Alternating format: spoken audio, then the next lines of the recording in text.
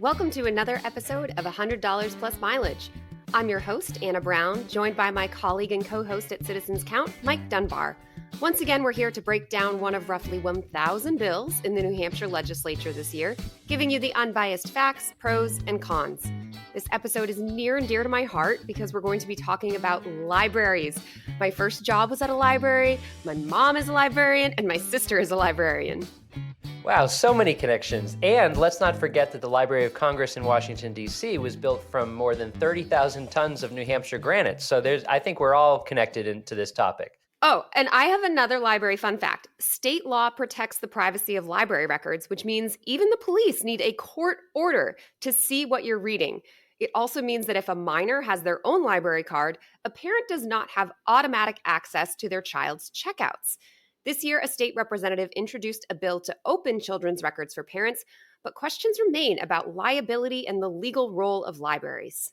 Yeah, it's kind of nuts when you think about it that kids can get their own cards for anything. I remember it felt so official and cool to sign the back of my first library card. I think it's one of the most beautiful parts of our democracy. Everyone deserves free access to learning, no matter your age. Okay, let's dig into this.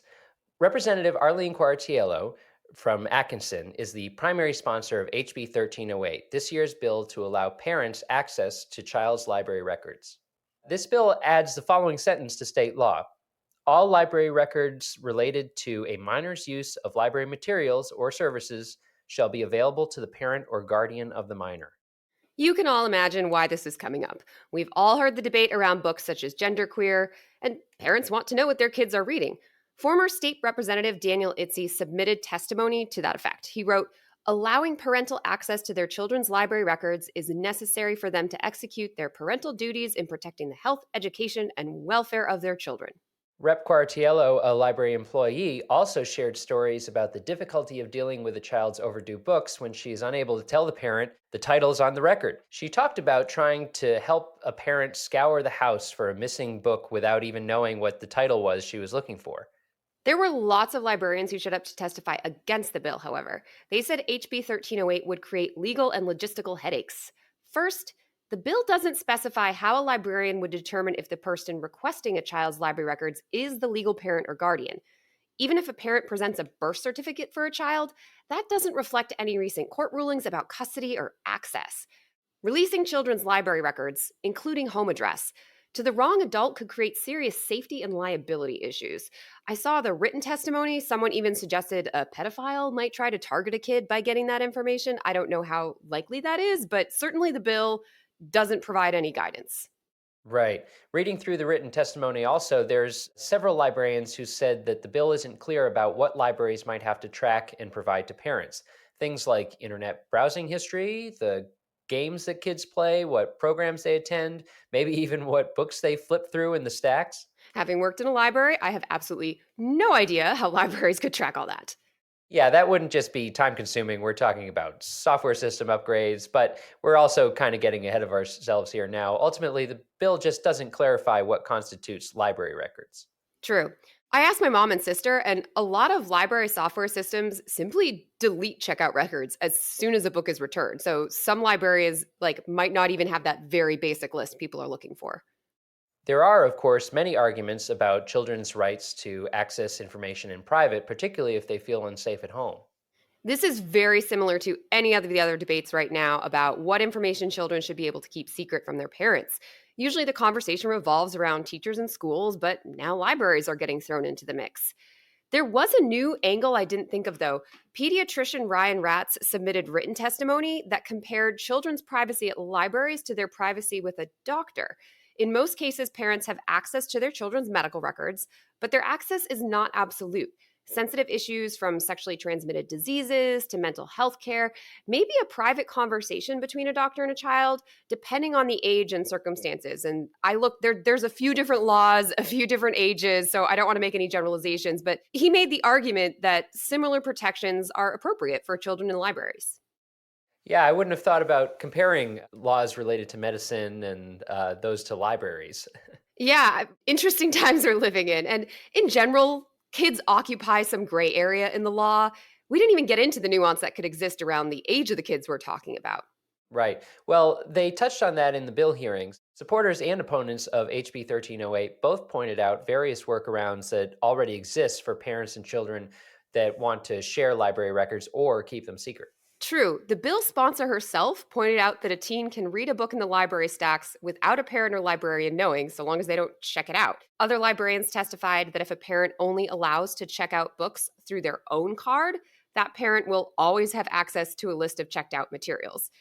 And each library in New Hampshire has its own policy on when a child can get their own library card and whether or not a parent must consent. So, for example, a kid might be able to get their library card at age 5, but only if a parent presents a driver's license, and then the kid still can't be in the library unless they are accompanied by a parent.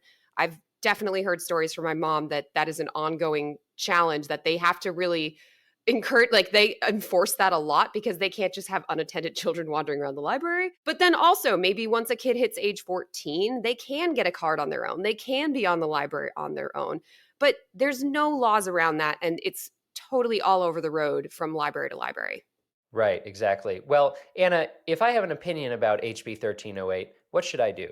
Time for a mini civics lesson. The public hearing for HB 1308 happened back in January, but the House Children and Family Law Committee still has to vote on a recommendation for the bill, and that recommendation will go before the full House of Representatives for a vote. So, if you have an opinion, it's not too late. You have two options. You can email or call members of the Children and Family Law Committee to share your thoughts, or you can go ahead and reach out to your town's representatives since the full House will also eventually be voting on this bill.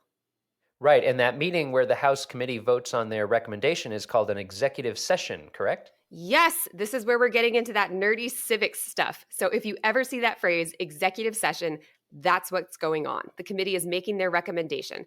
And those recommendations have a lot of power over the full House.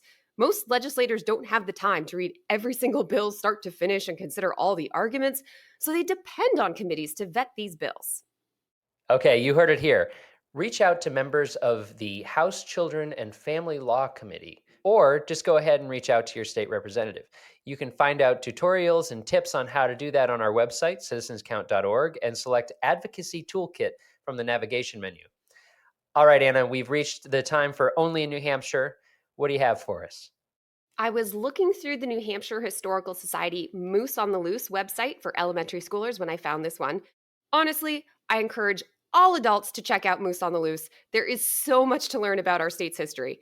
Anyway, our New Hampshire listeners are probably familiar with the concept of Old Home Day or Old Home Week. For me, growing up in Londonderry, it was a day near the end of the summer where there was a parade, a festival on the town common, probably a concert, and some fireworks. Sort of the last hurrah of summer before you go back to school, and maybe you'd see a bunch of people who you hadn't seen in a while, and wanted to have like a cute outfit. So, growing up, I thought every town in America does this, and it has certainly spread to other parts of the United States. But evidently, Old Home Day absolutely started in New Hampshire and really is only common in New England. At the end of the 1800s, farming was on the way out in New Hampshire. There were a lot of abandoned farms, and a lot of Granite Staters were moving to the cities and working in factories. Governor Frank West Rollins created Old Home Week in 1899 to celebrate state pride and rural culture. People who had left their hometowns were encouraged to come back, give back by repairing buildings, planting trees, and enjoying local culture. Old home days fell off during the World Wars, but had a revival in the 90s. But it turns out my hometown, Londonderry, is one of the few that has kept up their annual tradition since 1899. Wow, who knew? I had no idea that was like a New Hampshire first thing. Yeah, very New Hampshire specific. I mean, Mike, did you have an old home day growing up?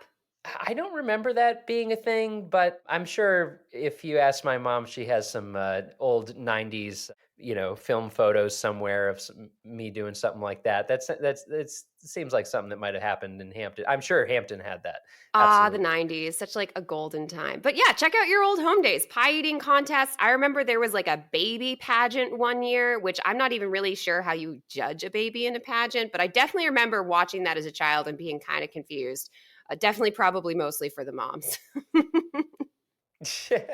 Well, it seems kind of cruel for us to be talking about this in the dead of winter. It's making me long for summer days. Yeah, these days at the summer, I'm usually thinking about being at the beach and not necessarily in my hometown watching a parade. But after learning it's a New Hampshire specific thing, I feel like I absolutely have to go back to my hometown this summer and, eat the hamburger and walk around the town square. Yes, that sounds absolutely amazing. All right, well, that wraps it up for this episode of $100 plus mileage, but you can find more information and episodes at citizenscount.org. This podcast is made possible by a generous grant from Northeast Delta Dental. We'd also like to thank Franklin Pierce University for producing and the Granite State News Collaborative for hosting. Our theme music is composed by Mike Dunbar, that's me. Lastly, we thank you for giving us a listen and thinking about how you can be part of what makes New Hampshire by the people, for the people.